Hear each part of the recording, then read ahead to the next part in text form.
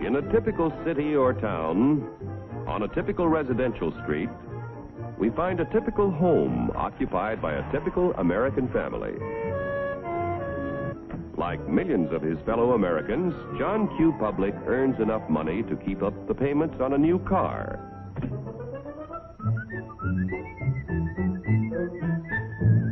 He takes great pride in owning a fine, new, long-term mortgaged home that was built to last a lifetime.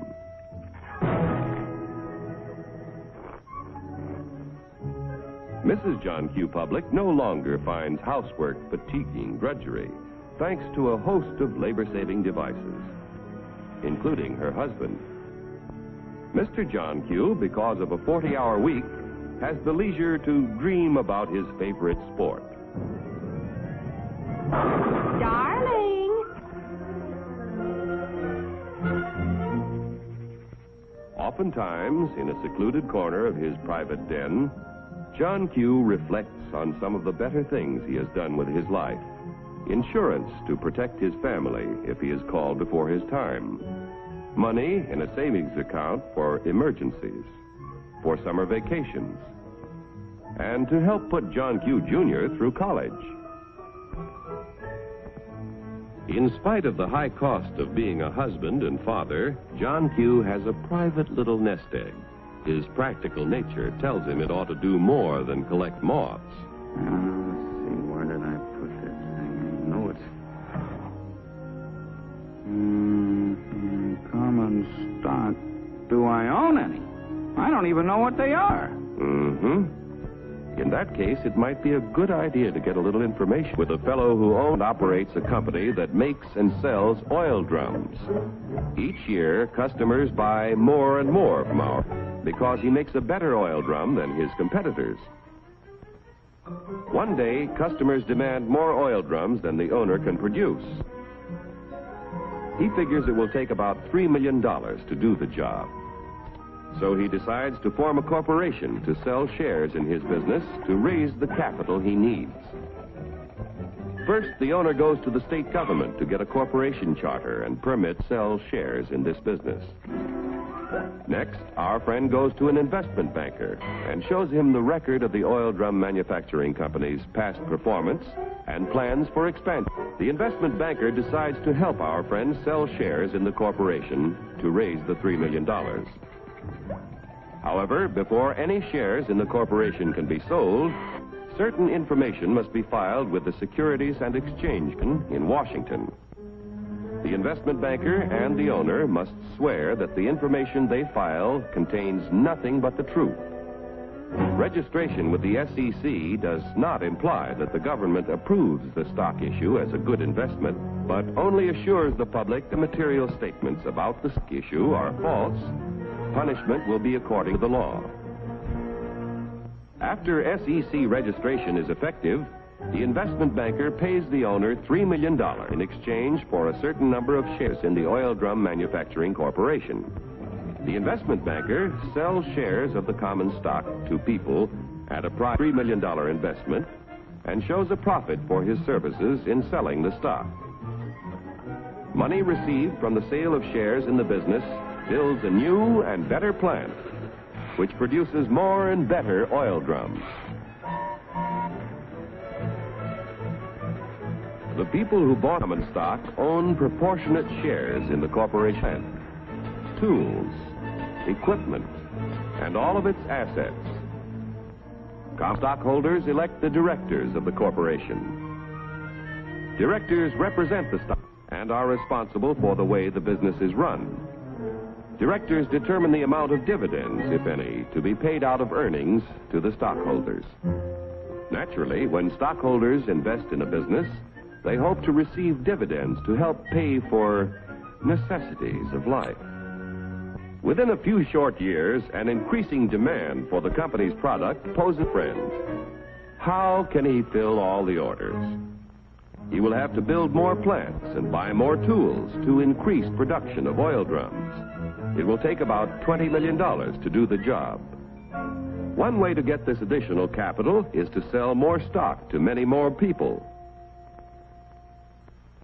So the Oil Drum Manufacturing Corporation votes to send its president to the New York Stock Exchange to see if their common stock can qualify for listing. The corporation wants to list its securities on the exchange so that the additional stock they need to sell will be more attractive to investors all over the nation. Securities listed on the New York Stock Exchange can be sold for cash any time in this national marketplace.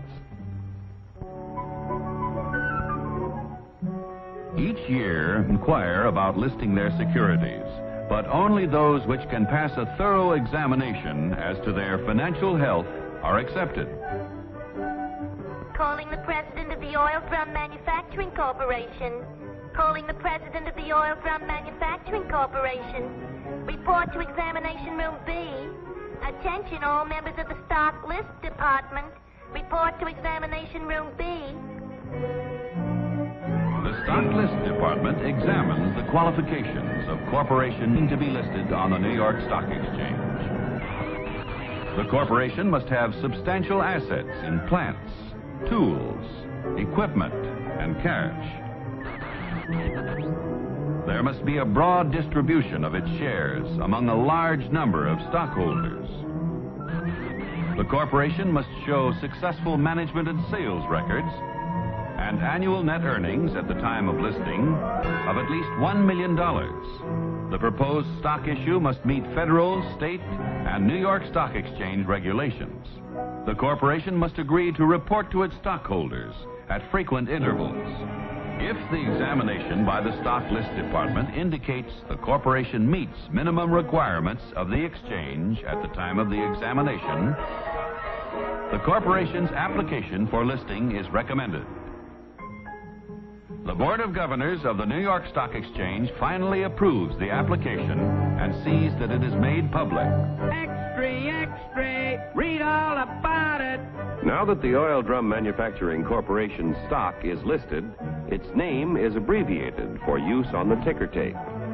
Each time ODM stock or any other stock listed on the exchange is bought or sold, the ticker tape flashes all over the nation the price and number of shares traded.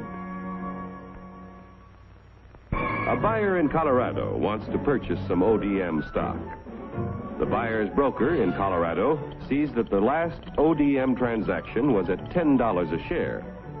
The buyer could buy from 1 to 99 shares, which would be known as an odd lot. But a Colorado friend decides to invest in 100 shares, known as a round lot. The Colorado broker wires the order to his New York office. The buy order is telephoned to the floor of the New York Stock Exchange. It is given to the firm's floor partner, who becomes the representative of the buyer in Colorado. The floor partner goes to the post where ODM stock is traded. The representative of the buyer in Colorado bids $10 a share for 100 shares. But at the moment, there is no stock offered for sale at this price.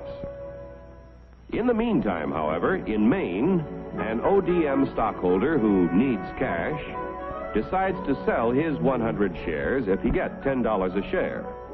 The Maine broker wires the sell order to his firm's representative on the floor of the New York Stock Exchange. This firm's floor partner, representing the seller in Maine, offers to sell 100 shares of ODM stock at $10 a share. The price of $10 a share is mutually acceptable and the transaction is made. Like the cowboy in Colorado and the fisherman in Maine, investors all over the country use the facilities of brokers who are members of the New York Stock Exchange whenever they want to buy or sell stock of companies listed on this national market. Yesterday's savings financed the miraculous growth of our railroads, automobiles, airplanes, farm machinery, communications, electric light and power, textiles, and countless other industries contributing to a more enjoyable life. If a part of our savings continue to flow into industry, American labor, management, and capital can continue to build new tools and plants. Industrial expansion creates jobs for hundreds of thousands of young people who must find employment each year. A growing capacity to produce things which make life better in peacetime can be our greatest protection in time of war. When danger threatens, we can convert industry to produce the things we need to defend ourselves. Common stock investments have helped to make our country prosperous and powerful. Owning a share in American industry is like owning a share in the future of our nation. But remember, John Q., there is a risk as well as an advantage in owning any kind of property.